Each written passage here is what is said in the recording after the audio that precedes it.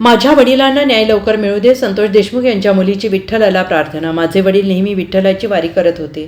त्यांनी कधीही तुझी वारी चुकवली नाही. आज आम्ही त्यांच्यासाठी न्याय मागण्यासाठी तुझ्या दारात आलो आहोत. आज ते आमच्यासोबत नाहीत. या सरकारला सद्बुद्धी दे की त्यांच्या मारेकऱ्यांना कठोर शिक्षा व्हावी, अशी भावनिक साद थेट विठ्ठलाला वैभवी देशमुख यांनी घातली आहे.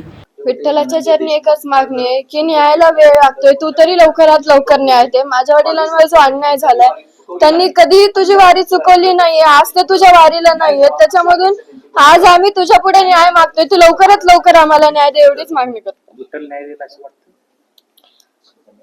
आता न्याय देणारा तो म्हणजे आमचा तर विश्वास सर्वांवर आहे. आम्हाला एकच वाटतं की आम्हाला लवकरात लवकर न्याय मिळाला पाहिजे आणि जे कोणी आरोपी असतील त्यांना कठोरात कठोर शिक्षा झालीच पाहिजे. सरकारला सद्बुद्धी द्यावा असं विठ्ठल मागणं आहे तसंच काहीतरी कर, कारण की सगळं घडवणारा तोच असतो.